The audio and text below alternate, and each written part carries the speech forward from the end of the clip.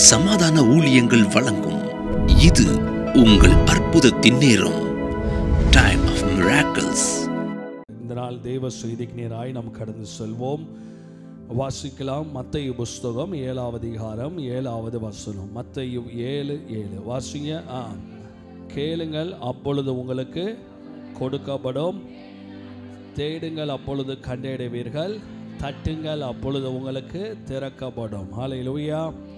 எல்லா வசனத்து மீது கரங்களை வச்சு நாம் ஜெபிக்கலாம்.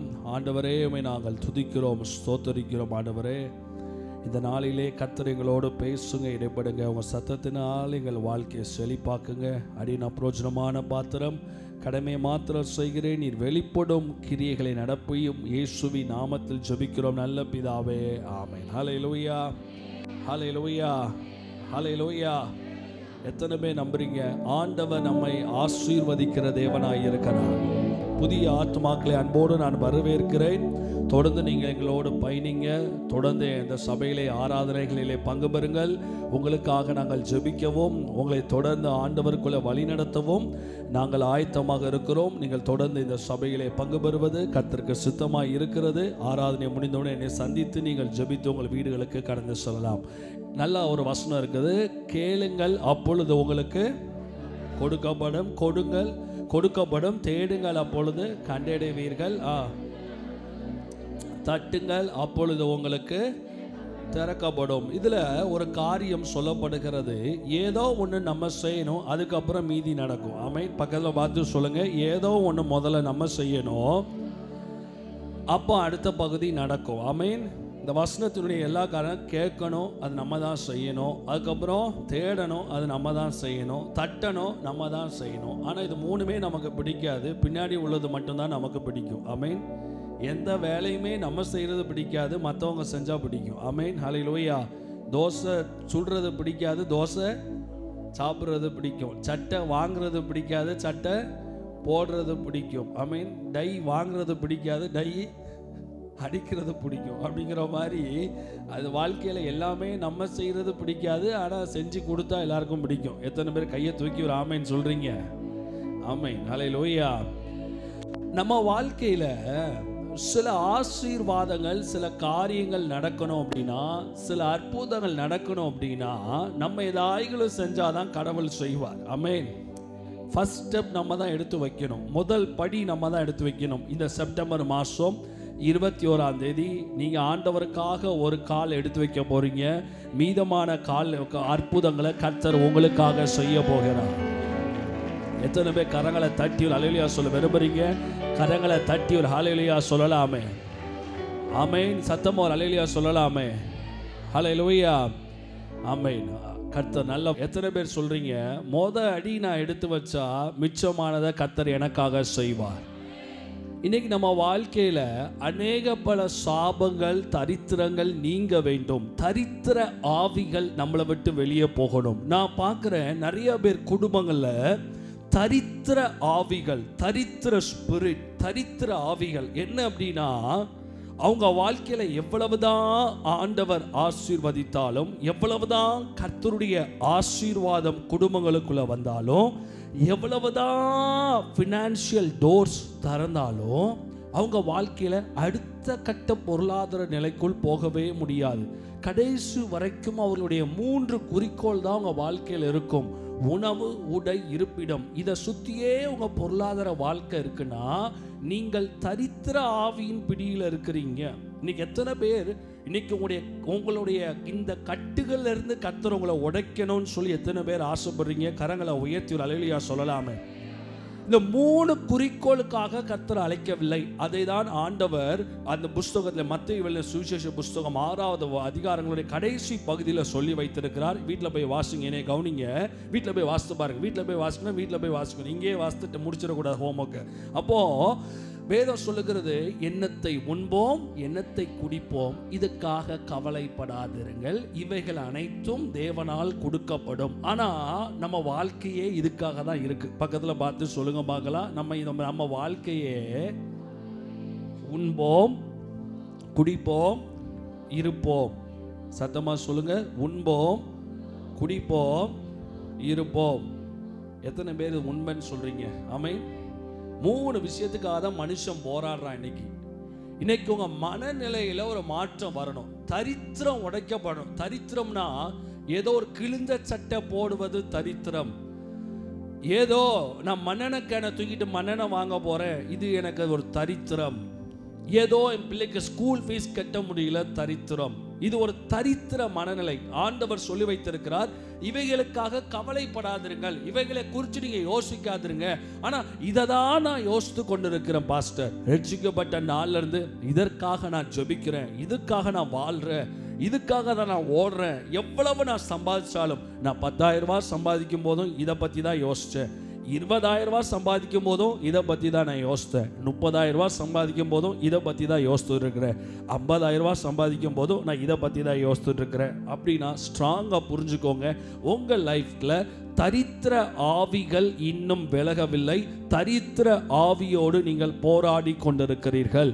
கர்த்தர் நம்மளை தரித்திரத்திலிருந்து விடுதலை செய்திருக்கிறார். எத்தனை பேர் கரங்களை தட்டி ஒரு அல்லேலூயா சொல்ல விரும்புறீங்க? அவர் சிலுவையிலே தரித்திர கோலமானார். சிலுவையில் என்னமானார்? நமக்காக தரித்திர கோலமானார். அவர் ஏன் தரித்திர கோலமானார் அப்படின்னா, உங்களையும் என்னையும் ஐஸ்வர்யவான்கள் ஆக்குவதற்காக அவர் சிலுவையிலே தரித்திர கோலமானார். தரித்திர கோலமானார். அவர் கந்தை துணியிலே சுற்றப்பட்டு அவர் பெத்லகேம் ஊர்ல மாட்டு தொழுவத்தில் அவர் சத்திரத்தின் முன்னிலையிலே அவர் கடத்தி வைக்கப்பட்டாலும் அது அவருடைய இயல்பு நிலை அல்ல. அவரை தேடி வந்த சாஸ்திரிகள், அவரை தேடி வந்தவர்கள் பொன்னையும் தூபவர்க்கத்தையும் அவருக்கு கொண்டு வந்தார்கள். That's what not his destiny. ஆமென். கரங்களை உயர்த்தி அல்லேலூயா சொல்லலாமே. அது அவருடைய நிரந்தரம் அல்ல. காமிக்கப்படுகிறது, பொன்னையும் தூபவர்க்கத்தையும் அவருக்கு கொண்டு வந்து வைத்தார்கள் என்று வேதம் சொல்லுகிறது. காணிக்கையாக கொண்டு வந்து வைத்தார்கள். கருமையான தேவ பிள்ளையே, அவர் தரித்திரத்தின் தேவன் அல்ல. அவர் தரித்திரனாய் வாழவில்லை. அவர் தரித்திரனுக்கு அவர் சொந்தக்காரன் அல்ல. வேதம் சொல்லுகிறது, தரித்திரத்தை அவர் சிலுவையிலே ஜெயித்திருக்கிறார். இன்னைக்கு நம்ம லைஃப்ல இந்த தரித்திர நிலைகள் மாற வேண்டும் என்றால், ஒருவேளை நீங்க எவ்வளவு சம்பாதிச்சாலும் இதுக்காக தான் உங்க மனநிலை போராடி கொண்டிருக்கலாம். இது ஒரு தரித்திரம். இன்னொரு தரித்திரம், உண்மையிலே இதுக்காக நீங்க போராடி கொண்டிருக்கலாம். மனுஷ வாழ்க்கையில 2 விதத்துல தரித்திர ஆவி போராடுது. ஒன்று, உண்மையிலே இதுக்காக ஒரு போராட்டம். இன்னொன்று, எவ்வளவு சம்பாதிச்சாலும் இதுக்காக தான் போராட்டம். இது 2ல இருந்தும் கர்த்தர் நம்ம இன்னைக்கு ஒரு விடுதலையை கொடுக்க போகிறார். கர்த்தர் ஒரு விடுதலையை இன்னைக்கு நமக்கு பரிபூர்ணமாய் கர்த்தர் நமக்கு தரப்போகிறார். எத்தனை பேர் கரங்களை தட்டி ஒரு ஹல்லேலூயா சொல்ல விரும்புறீங்க? ஹல்லேலூயா, ஹல்லேலூயா. இந்த தரித்திரம் நீங்கன்னா என்ன செய்யணும்? இந்த தரித்திரம் நீங்குவதற்கு கர்த்தர் உங்களை ஆசீர்வதிக்கணும். பக்கத்தில் பார்த்து சொல்லுங்க பார்க்கலாம், கர்த்தர் உங்களை ஆசீர்வதிக்கணும். யார் நம்மளை ஆசீர்வதிக்கணும்? ஆண்டவருடைய ஆசீர்வாதம் நம்ம வீடுகளுக்கு மேலே இறங்கணும். கர்த்தருடைய ஆசீர்வாதம் நம்மளுடைய பிஸ்னஸ்ல இறங்கணும். ஆண்டவருடைய ஆசீர்வாதம் நம்ம ஃபேமிலியில இறங்கணும். ஆண்டவருடைய ஆசீர்வாதம் நம்ம கையின் பிரயாசங்களை இறங்கணும். அதை நம்ம லைஃப்ல உணர ஆரம்பிக்கணும். காட்ஸ் பிளெஸிங்ஸ் நம்மளுடைய ஃபினான்ஷியல் லைஃப்ல இறங்குறத நம்ம உணரணும். ஆண்டவருடைய கரம் நம்முடைய குடும்பத்துக்கு மேலே இறங்கி வருகிறத நம்ம உணரணும். கொஞ்சமாக வந்தாலும் கர்த்தரத ஆயிரங்களா பெருக வைக்கிறத, அதை பயங்கரமாக கர்த்தர் ஆசீர்வதிக்கிறத நம்ம அதை உணரணும். இது மனுஷனால முடியாது. இது மனுஷனால நடக்கக்கூடிய காரியம் அல்ல. இது மனுஷனுடைய முயற்சியில் நடக்கிற காரியம் அல்ல. கர்த்தருடைய ஆசீர்வாதத்தினால் வரக்கூடிய காரியம். ஒரு தேவ பிள்ளைக்கு அடையாளமே என்ன தெரியுமா? ஆண்டவருடைய ஆசீர்வாதம். நம்ம ஆராதிக்கிற தேவன் சாபத்தின் ஆண்டவர் அல்ல. அவர் என்னைக்கு சிலுவையில மரித்தாரோ, அவர் சிலுவையில முதல்ல செஞ்ச காரியம், தேவாலயத்தின் திரைச்சீலை கர்த்தர் என்ன பண்ணினார்? 2ஆக கிழிக்க பண்ணினார். தேவனுக்கும் ஜனங்களுக்கும் நடுவே இருந்த அந்த சாப திரையை அவர் கிழித்து போட்டார். எனக்கு அன்பான தேவ பிள்ளையே, இன்னைக்கு உங்க வாழ்க்கையில நீங்க என்ன செய்யணும்? இந்த தரித்திரம் நீங்கணும்னா முதல் படியை நீங்கள் தான் செய்ய வேண்டும். பக்கத்தில் பார்த்து சொல்லுங்க பார்க்கலாம். இந்த தரித்திரம் நீங்கணும்னா முதல் படியை நீங்கள் தான் செய்ய வேண்டும். முதல்ல என்ன தெரியுமா செய்யணும்? உங்களை ஒப்பு கொடுக்கணும். பக்கத்தில் பார்த்து சொல்லுங்க பார்க்கலாம். உங்களை நல்லா ஒப்பு கொடுக்கணும். உங்களை ஒப்பு கொடுக்கணும். எடுங்க பார்க்கலாம். ரோமர் புஸ்தகம் 12ஆம் அதிகாரம் 1வது வசனத்தை எடுத்து வாசிங்க பார்க்கலாம். ரோமர் 12:1. இன்னைக்கு நான் கொடுக்க போகிற செய்தி அநேக குடும்பங்களை ஆசீர்வதித்து இதை பலமாய் வாழ வைக்க போகிறது. ரோமர் 12:1 எடுத்து வாசிங்க பார்க்கலாம். அப்படி இருக்க சகோதரரே, நீங்கள் உங்கள் சரீரங்களை உங்கள் பரிசுத்தமும் தேவனுக்கு பிரியமுமான ஜீவ பலியாக ஒப்பு கொடுக்க வேண்டும் என்று தேவனுடைய இரக்கங்களை முன்னிட்டு உங்களை வேண்டிக் கொள்கிறேன். இதுவே நீங்கள் செய்யத்தக்க. கரங்களை உயர்த்தி ஒரு அல்லேலூயா சொல்லலாமே. சரி, பழைய ஏற்பாட்டு காலத்தில் துவக்கப்பட்ட முதல் ஆராதனை இந்த இடத்துல சொல்லப்படுது புத்தி உள்ள ஆராதனை. பக்கத்தில் பார்த்து சொல்லுங்க பார்க்கலாம். புத்தி உள்ள ஆராதனை. சரி, அப்படின்னா இன்னொரு ஆராதனை இருக்கு. அது என்ன ஆராதனை? பக்கத்தில் பார்த்து சொல்லுங்க. இந்த இடத்துல சொல்லப்பட்டு இருக்கிறது புத்தி உள்ள ஆராதனை. அப்போ இன்னொரு ஆராதனை இருக்கு. அது என்ன ஆராதனை? புத்தி உள்ள கன்னிகைகள். இன்னொன்று என்னது? வாயை திறக்க மாட்டேங்கிங்களே. புத்தி உள்ள கன்னிகைகள். இன்னொன்று அப்போ புத்தி உள்ள சபை. அப்போ புத்தி உள்ள ஆராதனை. அப்படியே வாங்க வரிசையா. புத்தி உள்ள ஆராதனை, புத்தி உள்ள விசுவாசிகள். இப்போ புரிஞ்சிருச்சா? அணிவகுப்பு அட்டவணை கரெக்டா வந்துருச்சா? ஆமா. புத்தி உள்ள ஆராதனை அப்படின்னா அப்போ புத்தி இல்லாத ஆராதனை ஒன்று இருக்கு. சரி, பழைய ஏற்பாட்டில் துவக்கப்பட்ட முதல் ஆராதனை காயின் ஆபேல் ஆராதனை. யாருடைய ஆராதனை? காயின் ஆபேல். அதுல ஒருத்தனுடைய ஆராதனை புத்தி உள்ள ஆராதனை, ஒருத்தனுடைய ஆராதனை புத்தி இல்லாத ஆராதனை. பழைய ஏற்பாட்டில் துவக்கப்பட்ட முதல் ஆராதனை அது தேவனுக்கு காணிக்கை செலுத்துகிற, தேவனுக்கு பலி செலுத்துகிற, தேவனுக்கு கொண்டு போய் கொடுப்பதுதான் வேதாகமத்தில் துவக்கப்பட்ட முதல் ஆராதனை. நாம் நினைக்கிற மாதிரி ஆராதனை என்பது கைத்தட்டுவதோ பாட்டு பாடுவதோ அந்நிய பாஷை பேசுவது மட்டுமல்ல. ஆராதனை என்பது கர்த்தருக்கு கொடுப்பதும் ஒரு ஆராதனை. நீங்க எத்தனை பேர் ஸ்ட்ராங்கா உங்க லைஃப்ல நம்புறீங்க? கர்த்தருக்கு கொடுப்பதினால் நான் அவரை ஆராதனை செய்கிறேன். I am worshiping God through my giving. நான் கொடுப்பதினால் கடவுளை ஆராதிக்கிறேன். எத்தனை பேர் இந்த அனுபவத்தோடு இருக்கிறீங்க? கரங்களை தட்டி ஒரு அல்லேலூயா சொல்லலாமே. நான் எவ்வளவு கொடுக்கிறேன் அப்படிங்கிறதுல என்கிட்ட உள்ளத சிறப்பானதை கர்த்தருக்கு நான் கொடுத்து நான் ஆராதனை செய்கிறேன். நம்பிக்கை இருக்கிறவங்க கரங்களை தட்டி ஒரு அல்லேலூயா சொல்லலாமே. ஆனா இந்த ஆராதனை புத்தியுள்ள ஆராதனையா இருக்கணும்னா உங்கள் சரீரங்களை தேவனுக்கு ஜீவ பலியாக ஒப்பு கொடுத்திருக்க வேண்டும். என்ன பண்ணிருக்கணுமா? சரீரங்களை உங்க கிவிங் பவர்ஃபுல்லா இருக்கணும். அப்படின்னா நீங்க கொடுப்பது அதிக சக்தி வாய்ந்ததாய் மாற வேண்டும் என்றால், நீங்கள் கொடுக்கும் தன்மை அதிக பலன் கொண்டதாய் மாற வேண்டும் என்றால் நீங்க கொடுத்தாதான் கர்த்தர் ஆசீர்வதிப்பார். ஆனா சில பேர் கொடுத்தும் நன்மைகளை பார்க்க முடியலையே. ஏன் அப்படின்னா நீங்க கொடுத்தா மட்டும் போதாது, நீங்க கொடுக்கும் பொழுது நீங்க செய்யத்தக்க ஒரு புத்தியுள்ள ஆராதனை இருக்குது. அது என்ன ஆராதனைனா உங்கள் சரீரங்களை தேவனுக்கு ஜீவ பலியாக ஒப்பு கொடுத்திருக்க வேண்டும். உங்கள் லைஃபை முதல்ல ஆண்டவருக்கு சரண்டர் பண்ண வேண்டும். அப்பதான் கர்த்தர் அடுத்த கட்ட ஆசீர்வாதங்களை உங்களுக்கு திறக்க ஆரம்பிப்பார். எத்தனை பேர் கரங்களை தட்டி ஒரு ஆமென் சொல்ல விரும்புறீங்க? சத்தமா கையை தட்டி ஒரு அல்லேலூயா சொல்லலாமே. பக்கத்தில் பார்த்து சொல்லுங்க. சர்ச்சு ஒன்றும் கமிஷன் கடை கிடையாது. 1000 ரூபா கொடுத்துட்டு 10,000 ரூபா வாங்கிட்டு போறதுக்கு. இது புத்தியுள்ள ஆராதனை செய்கிற இடம். உங்கள் சரீரங்களை ஜீவ பலியாக பரிசுத்தமும் தேவனுக்கு பிரியமுமான ஜீவ பலியாக ஒப்பு கொடுக்க வேண்டும் என்று தேவனுடைய இரக்கங்களை முன்னிட்டு உங்களை வேண்டிக் கொள்கிறேன். இதுவே நீங்கள் செய்யத்தக்க.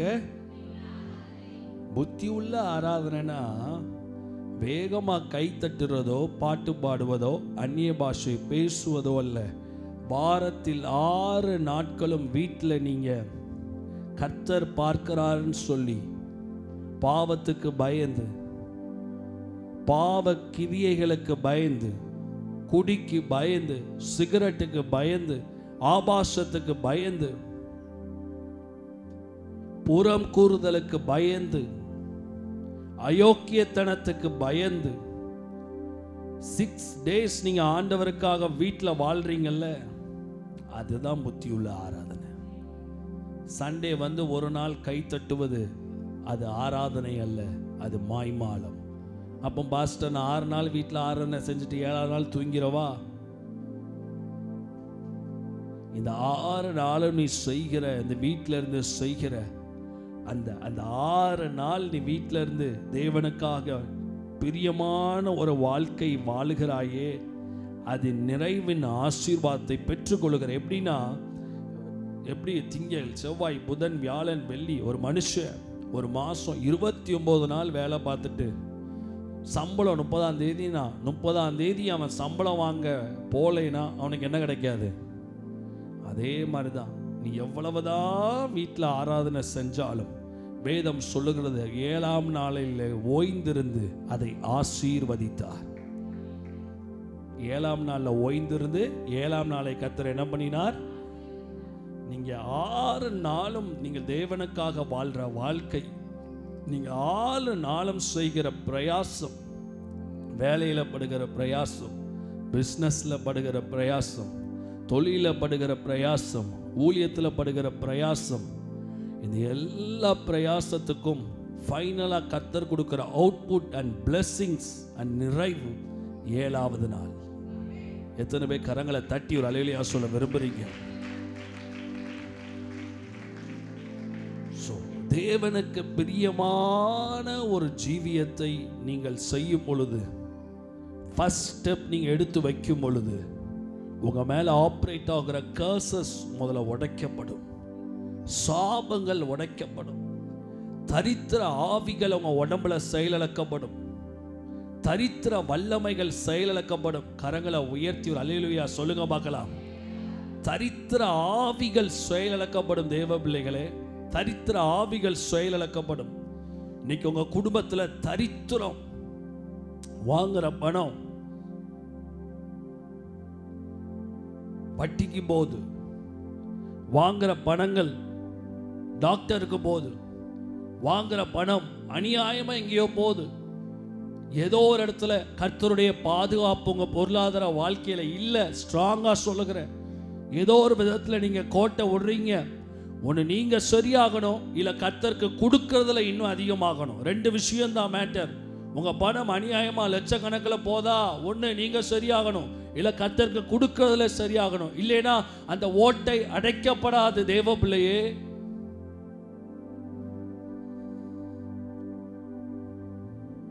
நீ நம்முடைய வாழ்க்கையில ரோமர் 12:1 மறக்காதீங்க.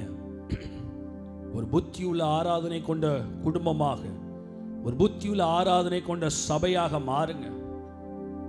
Don't make God as a fool. கடவுளை முட்டாளாய் மாற்றாதீர்கள். ஒரு நாள் வந்து ஆலயத்திற்கு வந்து கரங்களை தட்டி, ஒரு நாள் வந்து மாய்மாலம் செய்து தேவனை ஏமாற்றாதீங்க. தேவனுக்கு பிரியமும் பரிசுத்தமுமான ஜீவ பலியாக உங்களை ஒப்பு கொடுக்க வேண்டும் என்று தேவனுடைய இரக்கங்களை முன்னிட்டு நான் வேண்டிக் கொள்கிறேன். முதல்ல உங்களை கொடுங்க. எத்தனை பேர் கரங்களை தட்டி சொல்ல விரும்புறீங்க? பாஸ்டர், முதல்ல என்ன நான் கொடுக்கிறேன்? எத்தனை பேர் கரங்களை உயர்த்தி சொல்ல விரும்புறீங்க? நான் முதல்ல என்ன நான் கொடுக்கிறேன் சொல்லுங்க. வலதுகை சத்தமா சொல்லுங்க. முதல்ல என்ன நான் கொடுக்கிறேன்? ஸ்ட்ராங்கா என்னை நான் தருகிறேன், என்ன நான் ஒப்பு கொடுக்கிறேன், என்ன நான் ஒப்பு கொடுக்கிறேன். 2வது எதை நாம் கொடுக்க வேண்டும்? எடுங்க பார்க்கலாம். நீதிமொழிகள் புஸ்தகம் 3ஆம் அதிகாரம், சீக்கிரம் எடுங்க பார்க்கலாம். 9-10 வசனங்களை வாசிங்க. நீதிமொழிகள் 3:9-10 வாசிங்க பார்க்கலாம். நீதிமொழிகள் 3:9-10. உன் பொருளாலும் சத்தமா வாசிங்க. உன் எல்லா விளைவின் முதற் பலனாலும் கர்த்தரை கனம் பண்ணு. சத்தமா வாசிங்க. அப்பொழுது உன் களஞ்சியங்கள்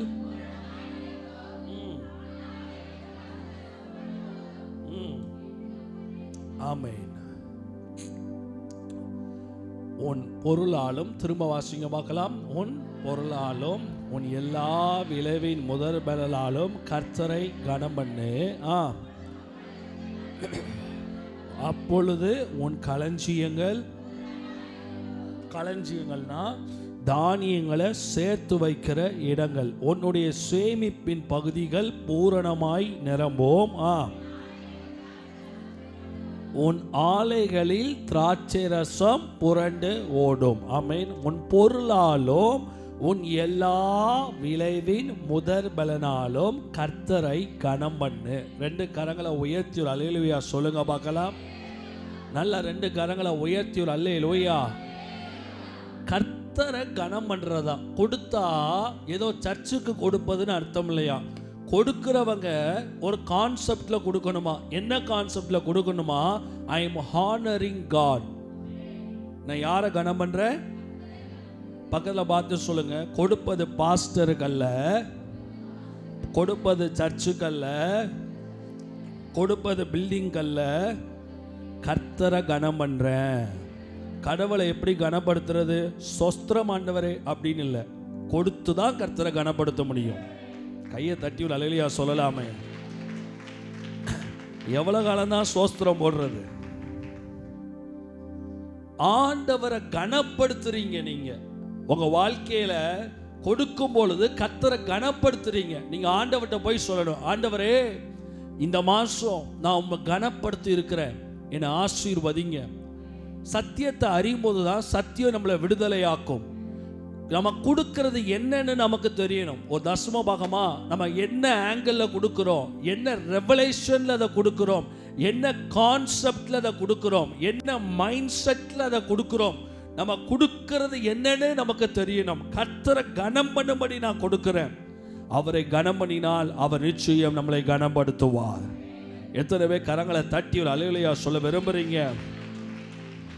இன்னைக்கு நிறைய பேருடைய வாழ்க்கையில கர்த்தருக்கு கொடுப்பதுனா என்ன அப்படிங்கிற நிறைய விஷயம் நிறைய பேருக்கு தெரியதில்லை. உங்க வாழ்க்கையில சாபங்கள் உடையணும், தரித்திரங்கள் மாற வேண்டும் என்றால் கர்த்தருக்கு நீங்க கொடுக்கும் போதுதான் அவைகள் உடைக்கப்பட ஆரம்பிக்கும். சாப வல்லமைகள் எல்லாம் உங்க லைஃப்ல செயலிழக்கப்பட வேண்டும் என்றால் you should give for God. கர்த்தருக்கு நல்லா கொடுக்க கொடுக்க கொடுக்கதான் ஆண்டவர் உங்களை ஆசீர்வதிக்க ஆரம்பிப்பார்.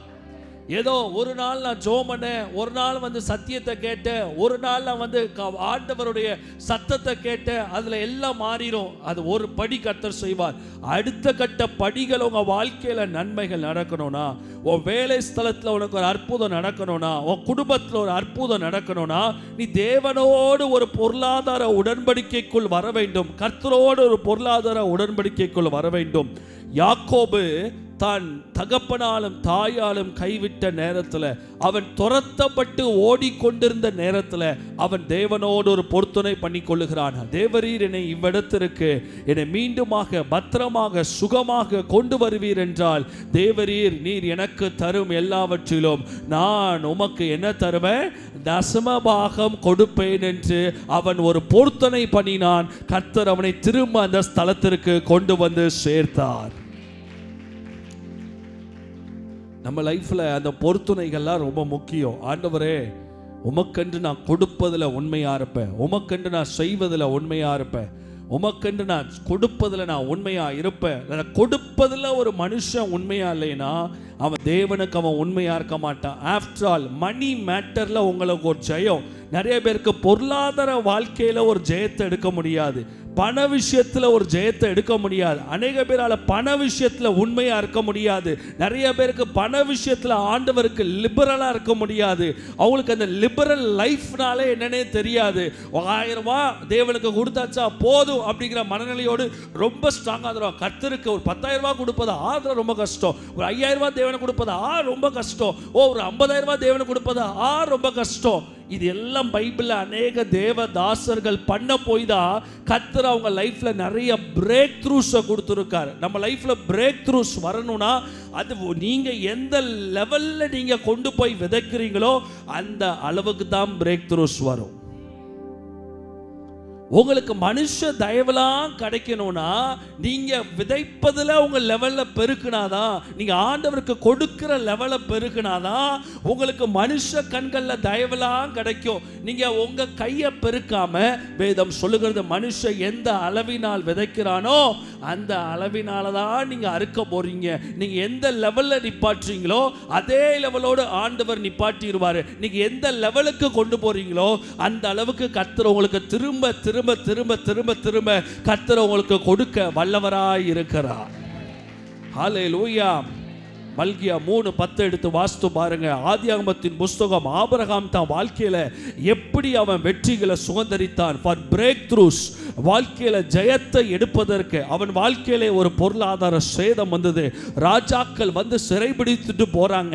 அவன் என்ன செய்தான்? அவன் என்ன காரியத்தை செய்தான்? தன்னுடைய பொருளுடைமைகளை மீட்டுக்கொள்ள ஆபிரகாம் என்ன செய்து கொண்டான்? மல்கியா 3:10 எடுத்து முதல்ல வாசிங்க பார்க்கலாம். சத்தமா வாசிங்க பார்க்கலாம். என் ஆலயத்திலே ஆகாரம் உண்டாயிருக்கும்படி தசம பாகங்களை எல்லாம் பண்டக சாலையிலே கொண்டு வாருங்கள். அதனால் நான் வானத்தின் பலகணிகளை திறந்து இடங்கொள்ளாமல் போக மட்டும் உங்கள் மேல் ஆசீர்வாதத்தை, நல்ல வேதம் சொல்லுது, ஸ்பிரிச்சுவல் ஆசீர்வாதம்லாம் இல்லை, ஆசீர்வாதத்தை வர்ஷிக்க மாட்டேனோ என்று, அதனால் என்னை சோதித்து பாருங்கள் என்று சேனைகளின் கர்த்தர் சொல்லுகிறார். நம்ம வாழ்க்கையில பொருளாதார ஆசீர்வாதம் வேணும் அப்படின்னா நம்ம தசம பாகங்கள் எல்லாம் கர்த்தருக்கு உண்மையா இருக்கணும். கர்த்தர் நமக்கு தர வருமானங்களை உண்மையா இருக்கணும். ஆமென். கரங்களை உயர்த்தி அல்லேலூயா சொல்லலாமே. தேவரீர் எனக்கு தரும் எல்லாவற்றிலும் தசமபாகம் செலுத்துவேன் என்று அவன் யார் பொருத்தனை பண்ணி கொள்ளுகிறான்? யாக்கோபு பொருத்தனை பண்ணி கொள்ளுகிறான். எடுக்க பார்க்கலாம். ஆதியாகமத்தின் புஸ்தகம் 34 அதிகாரத்தினுடைய சில வசனம், 14 அதிகாரம் 18, 19. ஆதியாகமம் 14, 18, 19, 20. ஆதியாகமம் 14, 18, 19, 20 வாசிங்க. ஆதியாகமம் 14 சத்தமா வாசிங்க. என்னவா? ஆதியாகமம் 14, 18, 19. அன்றியும் உன்னதமான தேவனுடைய ஆசாரியனாயிருந்த சாலேமின் ராஜாவாகிய மெல்கிசேதேக்கு அப்பமும் திராட்சை ரசமும் கொண்டு வந்து அவனை ஆசீர்வதித்து, வானத்தையும் பூமியும் உடையவராகிய உன்னதமான தேவனுடைய ஆசீர்வாதம் என்னவா சிஸ்டர்? ஆபிராமுக்கு உண்டாவதாக. உன் சத்துருக்களை உன் கையில் ஒப்பு கொடுத்த உன்னதமான தேவனுக்கு ஸ்தோத்திரம் என்றான். இவனுக்கு ஆபிரகாம் யாருக்கு கொடுத்தானாம்? மெல்கிசேதேக்குக்கு ஆபிரகாம் எல்லாவற்றிலும் தசமபாகம் கொடுத்தான். கரங்களை தட்டி ஒரு அல்லேலூயா சொல்லலாமே. நல்ல சத்தமா கரங்களை தட்டி ஒரு அல்லேலூயா. உங்க வாழ்க்கையில ஃபினான்ஷியல் டிசிப்ளின், ஒரு பொருளாதார ஒழுக்கம் என்பது இருக்க வேண்டும். உங்க வாழ்க்கையில கர்த்தருக்கு கொடுப்பதுல ஒரு ஒழுக்கம் இருக்கணும். ஆபிரகாம் நியாயப்பிரமாணம் இல்லாத காலத்துல, மோசே இல்லாத காலத்துல அவன் மெல்கிசேதேக்குக்கு தசமபாகம் கொடுத்தான் என்று வேதம் சொல்லுகிறது. ஏன் கொடுத்தான்? அவன் இவனுக்கு அப்பமும் திராட்சரசமும் கொடுத்து இவனை ஆசீர்வதித்து, இவனை கர்த்தருடைய ஆசீர்வாதங்களை சொல்லி, சத்துருக்களை உன் கையில ஒப்பு கொடுத்த தேவனுக்கு ஸ்தோத்திரம். உங்க கூட யார் நீங்கள் தசமபாகம் எங்கே தெரியுமா கொடுக்கணும்? தசமபாகத்தை அங்கே கொடுக்கலாமா, இங்கே கொடுக்கலாமா, இங்கே பிரிக்கலாமா, அங்கே பிரிக்கலாமா, அதை பிரிக்கலாமா? நான் 1000 ரூபா வாங்குறேனே, 1000 ரூபா நம்ம சர்ச்சுக்கு கொடுத்துடலாம். நான் இப்போ 5 லட்ச ரூபா சம்பாதிக்கணும், 50,000 ரூபா வருது, அது 25,000 ரெண்டு இடத்துக்கு பிரிச்சிடலாமா? யார் உன்னுடைய யுத்தத்தில் பங்கெடுத்து, யார் உன்னுடைய யுத்தத்தில் முன்னணியில் நின்று, யார் உன்னுடைய யுத்தத்தில் தேவனுடைய ஆசீர்வாதத்தை, தேவனுடைய நன்மையை சொல்லுகிறாங்களோ அவங்களுக்கு நிப்பாட்டுங்க. கைத்தட்டக்கூடாது. கைத்தட்டுறதுலாம் வேஸ்ட்டு. கொடுக்கணும். சும்மா கைத்தட்டுறதுக்கு இது என்ன கட்சி கூட்டமா? எல்லாம் ஓட்டா மாறணும்ல. இவனுக்கு ஆபிரகாம் எதுலெல்லாம் தசமபாகம் கொடுத்தானா? எதுல கொடுத்தானா? வருகிற வருமானத்தில் கொடுத்துருக்கிறா, வீடு வித்ததுல கொடுத்துருக்கிறா, கார் வித்ததுல கொடுத்துருக்கிறா, செயின் வித்ததுல கொடுத்துருக்கிறா, கம்மல் வித்ததுல கொடுத்துருக்கிறா, இடத்த வித்ததுல கொடுத்துருக்கிறா, எல்லாவற்றிலும் கொடுத்துருக்கிறான். தசமபாகம் என்பது வாழ்க்கையில கர்த்தர் தருகிற எல்லா ஆசீர்வாதத்திலும் பங்கெடுத்து வைக்க வேண்டும். இதை செஞ்சாதான் வீட்டை விட்டு சாபம் வெளியே போகும். இல்லைன்னா உன் வீட்டை விட்டு சாபம் வெளியே போகாது. பிள்ளைங்க வாழ முடியாது. புருஷன் மேல வியாதி இருக்கும். ஹாஸ்பிட்டலுக்கு நாயா அலைவ, காசு கட்டிக்கிட்டே இருப்ப. வீட்டை விட்டு ஏதோ ஒன்று அந்த பணத்தொகையை கர்த்தர் கையில் வச்சு நிற்பார். அந்த பணத்தொகையை உன்னிடத்தில் கணக்கு கேட்கப்படும். ஏனென்றால் கர்த்தர் எல்லாரிடமும் வாங்குவதில்லை.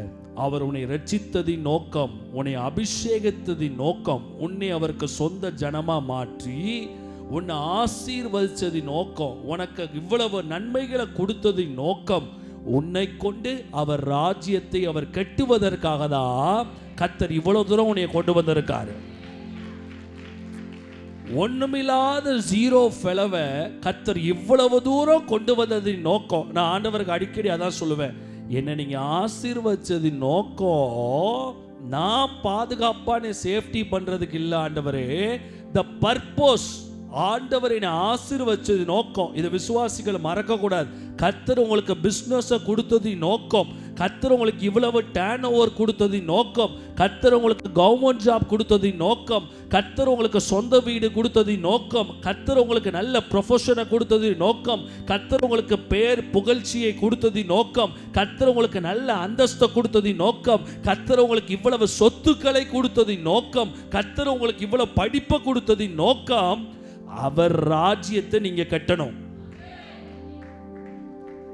நீ ரட்சிக்கப்படுறதுக்கு முன்னாடியும் சுயநலமா இருந்த, ரட்சிக்கப்பட்டதுக்கு அப்புறமும் சுயநலமா வாழ்ற. அப்போ வாட்ஸ் த யூஸ்? உன்னைய வச்சு தேவராஜ்யத்துக்கு என்ன புண்ணியம்? அப்போ கர்த்தர் என்ன பண்ணுவாரு? அந்த பொருளாதாரத்துல கர்த்தர் கரங்களை பாதுகாப்ப தேவன் விளக்கதான் செய்வார். பொருளாதார அடிகள் வரதான் செய்யும். பொருளாதார சேதங்கள் வரதான் செய்யும். பொல்லாத நோய்கள்ல சாவு வரதா செய்யும். நஷ்டம் வரதா செய்யும். தசமபாகத்துல உண்மையா இல்லாத குடும்பங்களினுடைய வாழ்க்கை கடைசி காலகட்டங்களில் மோசமா தான் முடியும். நம்ம அதுல ரொம்ப தெளிவா இருக்கணும், ரொம்ப வைராக்கியமா இருக்கணும். தேவனுக்கு நம்ம கொடுப்பதுல ரொம்ப தெளிவா இருக்கணும். அது தேவனுடையது, அது கர்த்தருடையது, அது கர்த்தருடைய பங்கு. அதுல மனுஷன் கை வைக்க அதிகாரம் கிடையாது. எவ்வளவு நெருக்கமா இருக்கலாம், நீங்க எவ்வளவு பண நெருக்கத்தில் இருக்கலாம், நீங்க ஒரு ரெவலேஷனோடு அதை செஞ்சீங்கன்னா அந்த சத்தியம் உங்களை விடுதலையாக்கும். கடமையோடு செஞ்சீங்கன்னா அவுட்புட்டே இருக்காது. இன்னிலிருந்து நீங்க இது அவ்வளத்தையும் ஒரு வெளிப்பாடோடு இதை செய்யுங்க. இதை நான் வெளிப்பாடோடு செய்கிறேன். கர்த்தரை கனப்படுத்துறேன். நான் ஆண்டவருக்காக நான் இதை செய்கிறேன். என் லைஃப்ல பிரேக் த்ரூ வர்றதுக்காக எங்க அப்பம் வாங்குறனோ, எங்க திராட்சை ரசம் வாங்குறனோ அங்கே நான் விதைக்கிறேன், அங்கே நான் கொடுக்கிறேன். ஏனென்றால் தசமபாகம் வாங்குறவர்கள் உங்க வாழ்க்கையில யுத்தங்களிலே கூட நின்று உங்க யுத்தங்களிலே உங்க மேல பிரேக் த்ரூவை சொல்றதுக்கு அதிகாரம் பெற்றிருக்கிறாங்க. யாருனே தெரியாத ஒருத்தண்ட கொண்டு போய் கொடுத்து என் மேல பிரேக் த்ரூவை சொல்லுங்க, நான் எங்க இருந்து சொல்ல முடியும்? அவன் அதனாலதான் ஆவிக்குரிய சபைகளில் பாதுகாப்பு நிரம்பி இருக்கும். ஆவிக்குரிய சபைகளில் ஆசீர்வாதமும் பாதுகாப்பும். சாப்பாடுக்கே என் சர்ச்சில், நம்ம சர்ச்சில் சாட்சியாக சொல்லுவேன், 50 ரூபா காணிக்க வச்சவங்க இன்னைக்கு 5000 ரூபா வைக்கிறாங்க.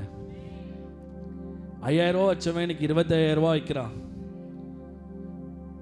சாப்பாடுக்கே வழியில்லாம வந்தவங்க இன்னைக்கு 2-3 குடும்பத்துக்கு மாசம் மாசம் சாப்பாடு வாங்கி கொடுக்குறாங்க.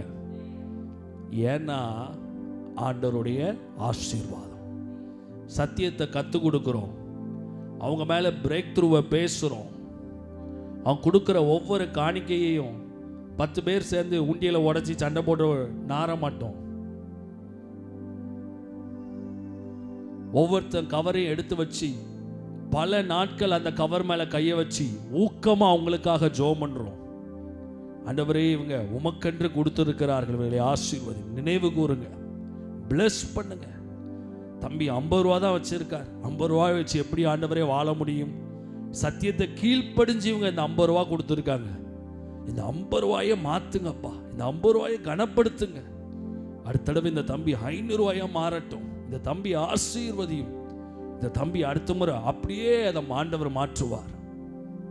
எனக்கு அன்பான தேவ பிள்ளைகளே, உங்கள் ஆத்துமாக்கு உத்தரவாதம் கொடுக்கிற இடங்களை நீங்க விதைக்கணும். பொத்தலான பையில போடப்பட்ட இடங்கள்ல நீங்க விதைக்க கூடாது. எனக்கு அன்பான தேவ பிள்ளைகளே, இன்னைக்கு உங்க வாழ்க்கையில் ஒரு தீர்மானத்தோடு வீட்டுக்கு போங்க. உங்க வாழ்க்கையில் இன்னைக்கு நீங்க வேலை இல்லாம இருக்கலாம், தொழில நஷ்டத்தோடு இருக்கலாம். இன்னைக்கு ஒரு உடன்படிக்கையோடு வீட்டுக்கு போங்க. நான் இனிமே கர்த்தர் எனக்கு தரும் எல்லாவற்றிலும் நான் ஒரு உடன்படிக்கையோடு இருப்பேன். நீங்க நினைக்கலாம், பாஸ்டர் இன்னைக்கு தசமபாகத்தை பத்தி பேசுறார். என்கிட்ட ஆண்டவர் ஒரு 4 நாளாக இதை குறித்து பேசிக்கிட்டே இருந்தார். ஜனங்களுக்கு இதை பற்றி பேசு, இதை பற்றி பேசு பேசு பேசு. நீ கேட்கலாம், பாஸ்டர் எதுக்கு இப்போ இது பாஸ்டர் இதை பற்றி பேசுகிற? பாஸ்டருக்கு நிறைய காசு வேணும் போல. சத்தியமாக சொல்கிறேன், அப்படி ஒரு நிலைமையில கடவுளை வைக்கலை. உங்கள்கிட்ட வாங்கி சாப்பிட்ற நிலைமைக்கும் நான் இல்லை. கடவுளை நீ பல மடங்கு நல்லா வச்சுருக்காரு. நான் நல்லா இருக்கேன், நல்லா இருக்கேன்னு சொல்கிறதுல சந்தோஷப்படுறேன். கர்த்தரை நம்பி வந்திருக்கிறேன். மெல்கிசேதேக்கு சாலேமின் ராஜா. அவன் என்ன ராஜாவ? அவன் சோத்துக்கு வழி இல்லாதவன் சொல்லி இவன் தசமபாகம் கொடுக்கல. இவன் மேல கர்த்தருடைய ராஜரிக அபிஷேகம் இருக்குது, இவன் மேல கர்த்தருடைய உடன்படிக்கை இருக்குது, இவன் மேல கர்த்தருடைய அனாயிண்டிங் இருக்குது. அதை பார்த்து தான் அவன் விதைச்சான். ஸோ உங்கள் லைஃப்பில் இதெல்லாம் மாற்றுங்க. என் சூழ்நிலையை பார்த்து யாராவது மனம் இறங்கட்டும், என் சூழ்நிலையை பார்த்து எங்கள் அப்பா எனக்கு எதாகிலும் பண்ணட்டும், இந்த ஜபத்தெல்லாம் நிப்பாட்டுங்க. ஆண்டவரே, சூழ்நிலையை மாற்றுங்க, மனுஷ தயவை ஏற்படுத்துங்க. கர்த்தர் எனக்காக எல்லாவற்றையும் செய்து முடிப்பார். கரங்களை தட்டி ஒரு அல்லேலூயா சொல்கிறவங்க, சத்தமாக கரங்களை தட்டி, நல்ல சத்தமாக கரங்களை தட்டி ஒரு அல்லேலூயா சொல்கிறவங்க, சத்தமாக கரங்களை தட்டி ஒரு ஹல்லேலூயா சொல்லலாமே. எத்தனை பேர் நம்புறீங்க இன்னைக்கு கர்த்தர் இந்த தயவை உங்கள் வாழ்க்கையில் ஏற்படுத்த வல்லவராய் இருக்கிறார்?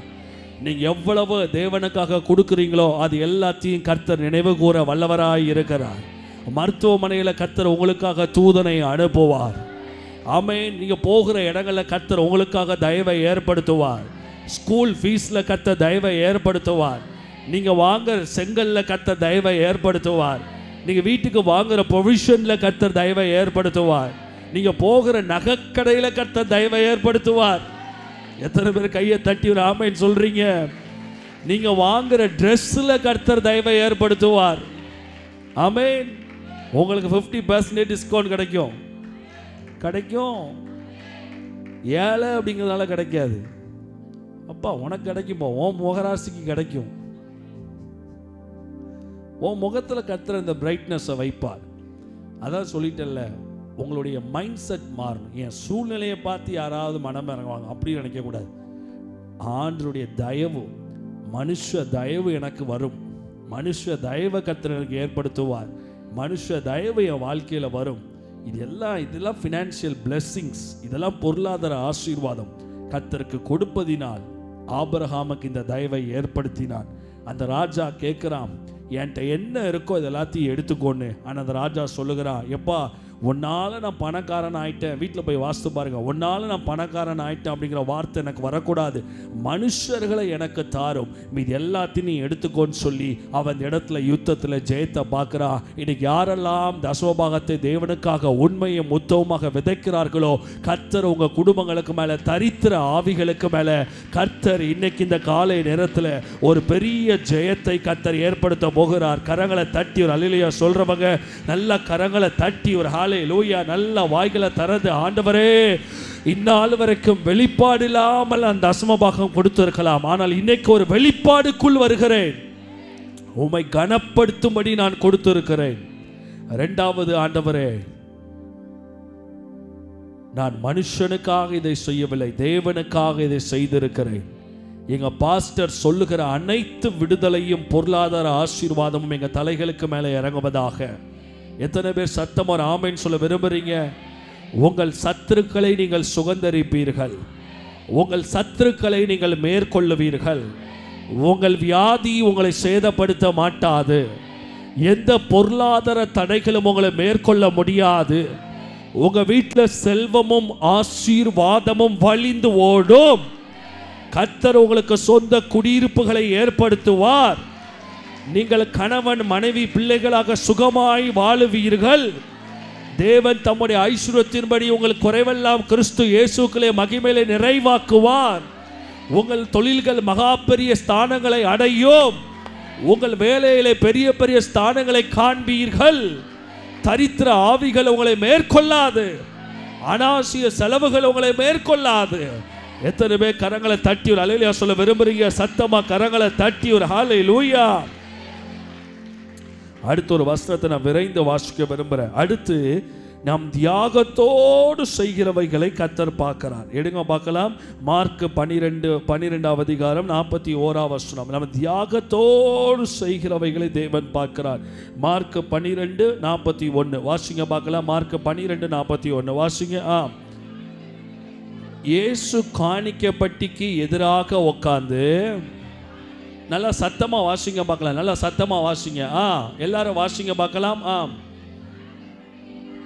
இயேசு காணிக்கப்பட்டிக்கு எதிராக உட்கார்ந்து ஜனங்கள் காணிக்கப்பட்டியில் பணம் போடுகிறதை பார்த்து கொண்டிருந்தார். எவ்வளவு மோசமான இயேசு! வந்தவங்களை பார்ப்பாரா, காணிக்கப்பட்டியை பார்த்துட்டு இருப்பாரா? பாருங்க எப்படிப்பட்ட ஆளா இருக்காரு. அவர் பார்க்கிறார், எல்லாத்தையும் அவர் பார்க்கிறார். நீங்க நினைக்கிற மாதிரி உங்களை மட்டும் பார்க்கல, நீங்கள் கொடுப்பதை தேவன் பார்க்கிறார்.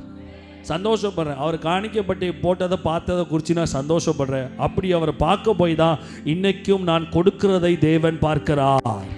எத்தனை பேர் கையா கொடுக்கிறவங்களுக்கு சந்தோஷமா இருக்கும், கொடுக்கவே கூடாதவங்களுக்கு இந்த இயேசுவை பார்க்க கடுப்பா இருக்கும் கொஞ்சம். ஆமென். அவர் என்ன பண்ணி கொண்டு இருந்தார்? சத்தமா வாசிங்க, சத்தமா வாசிங்க. என்ன பண்ணி கொண்டு இருந்தார்? எல்லாரும் வாசிக்கிறோம். இயேசு காணிக்கப்பட்டிக்கு எதிராக உட்கார்ந்து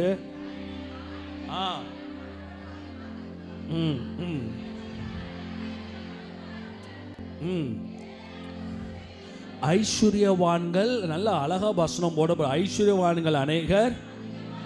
பரவாயில்லையப்பா, அந்த காலத்தில் ஐஸ்வர்யவான்கள் வித்தியாசமாக இருந்திருக்கானுங்க. இந்த காலத்தில் ஐஸ்வர்யவான்கள்லாம் ரொம்ப மோசம். பார்க்க தான் நல்லா வெள்ளையும் சொல்லையுமா, பார்க்க டாப் டீப்பாக பயங்கரமாக வருவானுங்க. எச்சிகையால் காக்கா விரட்ட மாட்டானுங்க. ஆமென்.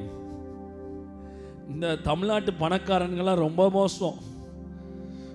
பந்தாஸ் மட்டும்தான். சர்ச்சுக்கு ஏதாவது ஒன்றுனா ஒன்று கூட செய்ய மாட்டான். 10 தடவை ஜெபமான வருவான், ஒரு தடவை கூட எதுவும் ஆண்டவருக்காக எதையும் செய்ய மாட்டான். ஆமென். வாசிங்க தொடர்ந்து. ஏழையான ஒரு விதவை வந்து ஒரு துட்டுக்கு சரியான 2 காசை வாசிங்க வாசிங்க. என்ன சொல்ல வருதானா, சில்லறைய போட்டா அப்படின்னு சொல்ல வருது. 2 ஸ்பிளிட் பண்ணி சில்லறை காசு செஞ்சு சில்லறையா போட்டா. வாசிங்க. இயேசு அவர் தம்முடைய சீஷரை அழைத்து, காணிக்கை பெட்டியில் பணம் போற்ற மற்ற எல்லாரையும் பார்க்கிறோம், இந்த ஏழை விதவை என்னங்க அதிகமாக போட்டா? வாசிங்க. இவளோ தன் வறுமையில் இருந்து, நல்லா இந்த வசனத்தை சத்தமா வாசிக்கணும். இவளோ தன், நல்ல சத்தமா வாசிங்க. இவளோ தன் வறுமையிலிருந்து தன் ஜீவனுக்கு உண்டான எல்லாவற்றையும் போட்டாள் என்றார். வாசிங்க அடுத்தா. அவர்கள் எல்லாரும் தங்கள் வாசிங்க. அவர்கள் எல்லாரும் தங்கள் பரிபூர்ணத்திலிருந்து எடுத்து போட்டார்கள். இவளோ தன் வறுமையிலிருந்து தன் ஜீவனுக்கு உண்டாயிருந்த எல்லாத்தையும் போட்டு விட்டாள் என்றால். கரங்களை தட்டி இந்த அருமையான இந்த விதவை தாய்க்கு நல்லா கரங்களை தட்டி ஒரு ஹல்லேலூயா சொல்றோம். நல்லா கரங்களை தட்டி ஒரு ஹல்லேலூயா சொல்லலாமே. நாம் செலுத்துகிற தியாகங்களை, தியாக காணிக்கைகளை பார்க்கிறார். In sometimes we should sacrifice something to God. ஆமென். தஸ்ம பாகத்தோடு அநேக நேரங்களில் நம்ம நின்று விடுகிறோம். ஆவிக்குரிய சபைகள் இதில் ஒரு பெரிய திருப்தி. வாயெல்லாம் ஒரே சிரிப்பு தான். என்னைக்கு இந்த கவரில் பேர் எழுதுகிறோமோ அன்னைக்கே பல்லெல்லாம் ஒரே சிரிப்பு தான். கோல்கேட் விளம்பரத்துக்கு ஆட் எடுக்க வரணும்னா நம்ம சர்ச்சுக்கு கவர் எழுதுகிற எல்லாரும் கவர் எடுக்கிற அன்னைக்கு உங்களை ஒரு ஜூம் பண்ண சொல்லணும். கவர் போடுற அன்னைக்கு உங்களை ஜூம் பண்ண சொன்னால் பல்லெல்லாம் என்ன சந்தோஷம். அப்பா ஏதோ பெருசா மலையை வெட்டி முறிச்ச மாதிரி. ஆண்டவர் இதை காட்டிலும், தஸ்ம பாகத்தை காட்டிலும் ஜீவனுக்கு உண்டானவற்றை, தன்னிடத்தில் உள்ளது, தன் சாப்பாட்டுக்கு உள்ளது, தன்னுடைய சூழ்நிலைக்கு உள்ளது, தன்னுடைய வாழ்வாதாரத்துக்கு உள்ளதை, இன்னைக்கு அப்படிப்பட்ட விசுவாசிகளோ, அப்படிப்பட்ட காணிக்கைகளோ, அப்படிப்பட்ட பெரிய தியாகங்களோ எங்கேயும் இல்லை. ஆதலால் ஆதி சபையை போல இந்த காலத்து சபைகள் வளர்வதும் இல்லை. People are more crucial. மக்களுக்குள்ளே அந்த மனநிலை கிடையாது. தங்களை தியாகப்படுத்தி தேவனுக்கு கொடுக்கிற மனநிலை கிடையாது. தங்களிடத்தில் உள்ளவற்றை தேவனுக்காக இந்த ஒரு மாசம் சாப்பாடுக்கு இல்லாட்டினாலும் பரவாயில்ல, கர்த்தருக்கு கொடுத்து பார்ப்போமே அப்படிங்கிற மனநிலை கிடையாது. எனக்கெல்லாம் அப்படிப்பட்ட அனுபவங்கள் நிறைய இருந்திருக்கு. அதனால தைரியமா என்னால பிரசங்கம் பண்ண முடியும். எனக்கு உண்டானவற்றை, என் பிள்ளைக்கு உண்டானவற்றை, மனைவிக்கு உண்டானவற்றில் தேவனுக்கு அள்ளி கொடுத்து விட்டு அமைதியாக இருந்த நாட்கள் அநேகம் உண்டு. ஆனால் தேவனுடைய கரமும் உடன்படிக்கையும் என் வாழ்க்கையில் அதிகம் உண்டு என்பதை என்னால் நிச்சயம் சொல்ல முடியும். நீங்கள் எதையும் செய்யாமல் தேவனிடத்திலிருந்து நீங்கள் எதிர்பார்க்க முடியாது. ஸ்டெப் 1 நீங்கள் எடுத்து வைக்காமல் ஸ்டெப்ஸ் 2 நீங்கள் எதிர்பார்க்க முடியாது. நீங்கள் தசமபாகத்தோடு நிறுத்துகிறவர்களானால் நீங்கள் தசமபாகத்துக்குரிய மகிமை தான் பார்க்க முடியும். தசமபாகத்தை தாண்டி அடுத்த கட்டம் போவீர்கள் என்றால் அடுத்த கட்ட மகிமை நீங்கள் பார்க்க முடியும். கொடுப்பதிலே அளவுகோல்கள் இருக்கிறது. கொடுப்பதில் அளவுகோல் இருக்கிறது.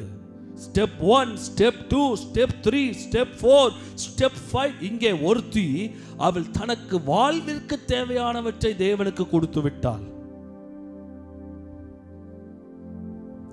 நீங்க நம்ம வீட்டில் எவ்வளவு இருந்தாலும் நம்ம மைண்டை ஃபிக்ஸ் பண்ணிடுவோம்.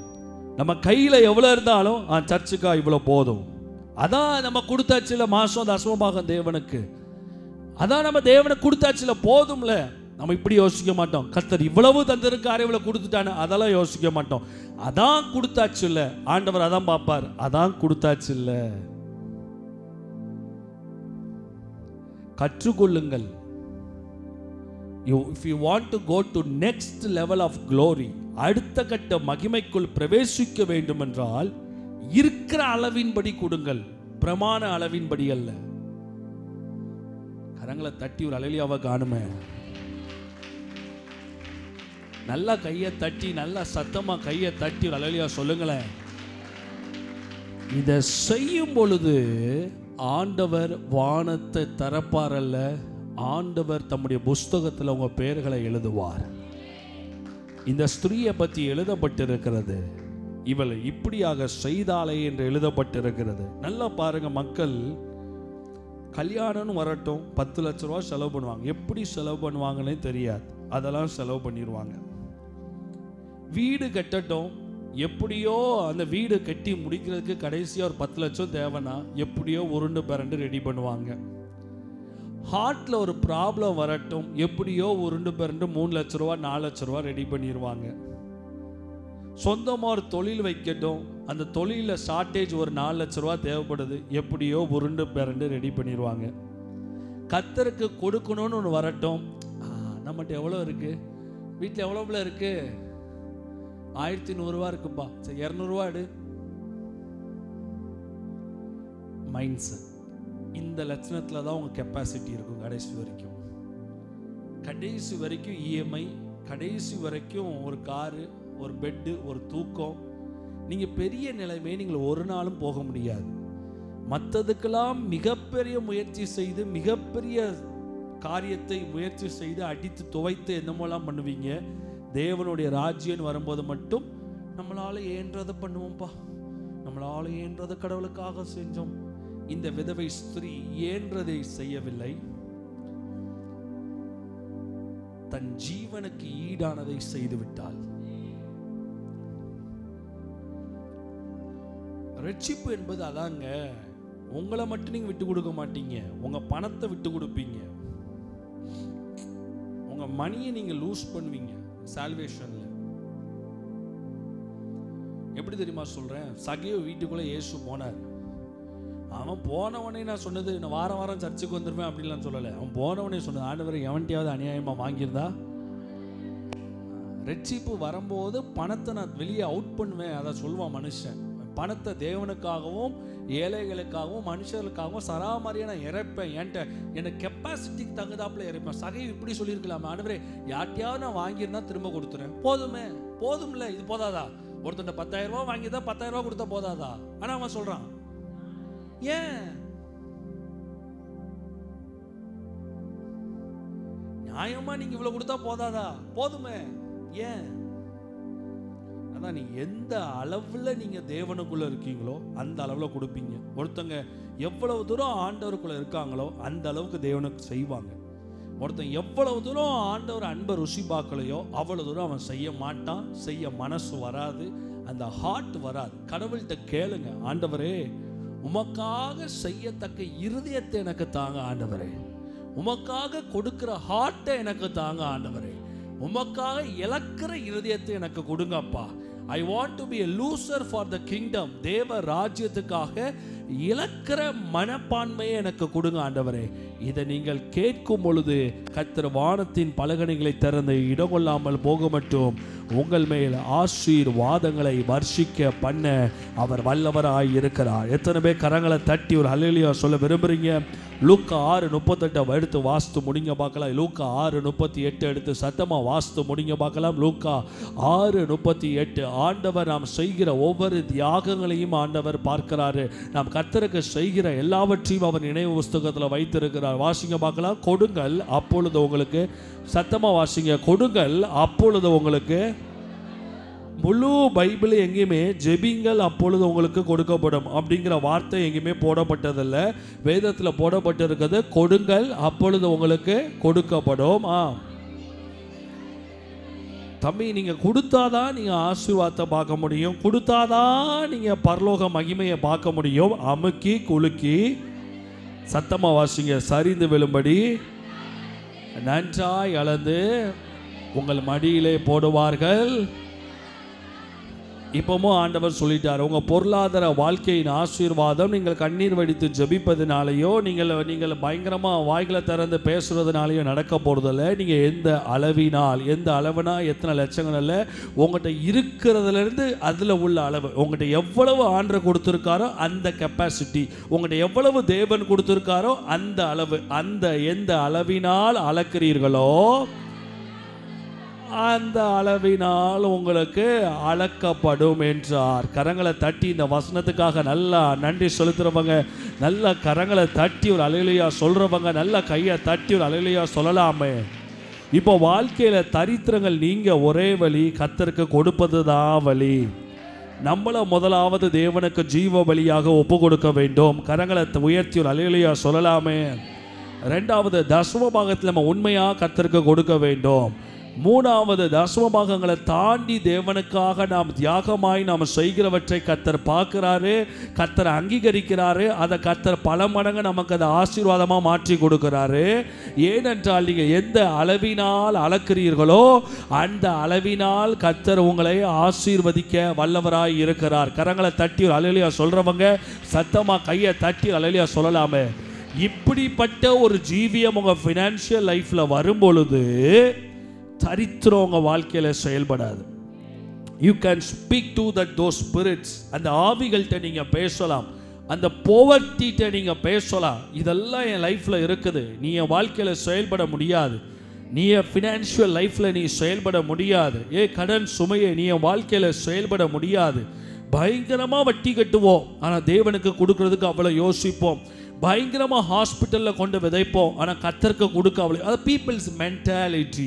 அதனால தான் கர்த்தர் அந்த செலவுகளை அனுமதிக்கிறார். நான் சொல்லுவேன், 3 லட்சம் ஹாஸ்பிட்டலில் கட்டுவாங்க, ஆனால் சர்ச்சுக்கு அதை கொடுக்கணும்னு வாய் திறந்து சொல்ல மாட்டாங்க.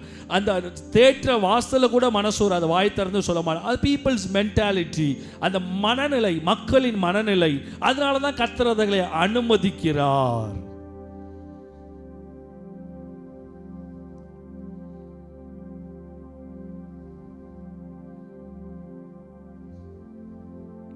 உங்கள் மனநிலை மாறினாலே இந்த பிரச்சனைகள்லாம் வரவே வராது. இந்த உங்கள் மனசு மாறிட்டாலே, அந்த பணத்துக்கு மேலே இருக்கிற அந்த கிரேசினஸ் போயிட்டாலே பரவாயில்ல, எதுவாக இருந்தாலும் கர்த்தருக்கு முதன்மையாக நான் தான் நிற்பேன், எதுவாக இருந்தாலும் கர்த்தருக்கு முதன்மையாக நான் தான் நிற்பேன். Whatever it is, I will be the first for God. நான் ஆண்டவருக்கு முதன்மையாக நிற்பேன். இந்த செலவு வருதா, இந்த செலவு அங்கே போகிறதுக்கு போல தேவனுக்கு கொடுத்துட்டானே, இதில் ஒரு பிரச்சனை வருதா, இந்த பிரச்சனைக்கு செலவு பண்ணுறா ஆண்டவருக்கு கொடுத்துட்டானே, ஆண்டவருக்கு இதை செஞ்சுட்டானே. அந்த மென்டாலிட்டி வந்துட்டாலே பரலோகம் அந்த விஷயத்தில் இறங்கிடும். பரலோக மகிமை அந்த பிரச்சனைக்குள்ளே உள்ள புகுந்துடும். அது ஆண்டவர் தலைகீழ எல்லாத்தையும் மாற்ற ஆரம்பிப்பார். ஆனால் நமக்கு அந்த ஞானம் புரியாது, அந்த தெய்வீக வெளிப்பாடு நமக்கு புரியாது, அந்த தெய்வீக சிந்தனை நமக்கு வராது. நமக்கு பல நாளாக அந்த பணம் வராமல் இருக்கும், இந்த மென்டாலிட்டி நமக்கு வராது. ஆண்டவரே இது வந்துச்சுன்னா, வராமல் இருக்கிறதுக்கு இந்த பணம் வந்துச்சுன்னா மொத்தமாக உமக்கு கொடுத்துருவேன், அந்த மென்டாலிட்டி வர. வரணும் ஆண்டவரே, வரணும் ஆண்டவரே, வரணும் ஆண்டவரே, எங்க கூடி வரும், வராது. இதை செஞ்சு பாருங்களேன், நமக்கு ஆசீர்வாதங்களா மாறட்டுமே. நமக்கு தான் கிடைக்கல, ஆண்டவரே வந்துச்சுன்னா உமக்கு நான் இது அப்படியே உங்கள் ராஜ்யத்துக்கு போட்டுமே சொல்லி தான் பாரு. பரலோகத்திலேயாவது உன் பேர் எழுதப்படும், பரலோகத்தில் இருந்தாவது ஆசீர்வாதம் வரும். அந்த மென்டாலிட்டியில் வராது. அந்த யுத்தம், அந்த ஹார்ட் வர்ற வரைக்கும் அநேக தடைகள் உங்கள் வாழ்க்கையில் இருந்து கொண்டே இருக்கும். நானும் அப்படி தான் யோசிப்பேன், ஆண்டவரே இந்த பணம் எனக்கு வர மாட்டேங்கி, எனக்கு கிடைக்க மாட்டேங்கி, வந்தால் மொத்தமாக உங்களுக்கு முடிஞ்சு போச்சு, மொத்தமாக வந்துடும்.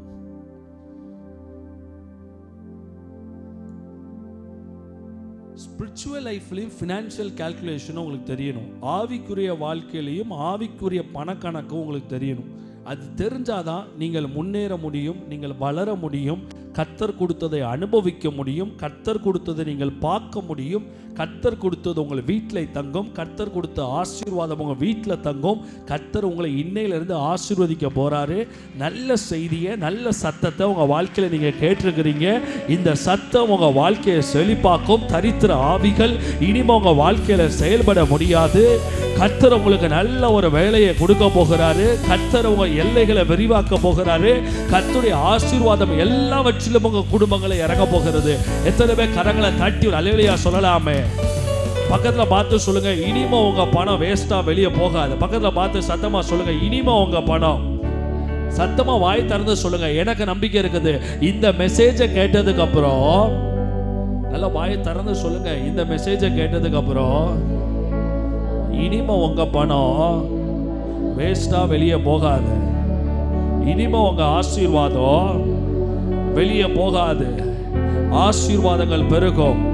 சத்தமா சொல்லுங்க, நன்மைகள் பெருகும், அற்புதங்கள் பொருளாதாரத்தில் நடக்கும். கர்த்தர் பெரிய காரியங்களை செய்வார். அன்பானவர்களே, இந்நிகழ்ச்சியின் மூலம் நீங்கள் ஆசீர்வதிக்கப்பட்டிருப்பீர்கள் என்று நம்புகிறோம். நீங்களும் எங்களோடு இணைந்து கர்த்தரை ஆராதிக்க விரும்பினால் எங்களது ஞாயிறு ஆராதனை நேரம் முதலாம் ஆராதனை காலை 9 மணிக்கும், இரண்டாம் ஆராதனை மாலை 6 மணிக்கும் நடைபெறுகிறது. வியாழக்கிழமை தோறும் மாலை 7 மணி அளவில் துதியினால் விடுதலை பிரார்த்தனை நடைபெறும். தெய்வீக சுகம், பிசாசின் கட்டிலிருந்து விடுதலை, தொழில் ஆசீர்வதிக்கப்பட, துல்லியமான தீர்க்க தரிசன வார்த்தை நிறைவாய் பெற்றிட அனைவரையும் அன்புடன் அழைக்கிறோம். எங்களது ஆலய முகவரி சமாதான தேவ ஆலயம், பால்பாண்டி நகர், மில்லர்புரம், தூத்துக்குடி. எங்களது அலைபேசி எண் 8109096795. கர்த்தர் தாமே உங்கள் அனைவரையும் ஆசீர்வதிப்பாராக. This program is exclusively produced and brought to you by Peace Ministries, Tuticorin, Tamil Nadu, India.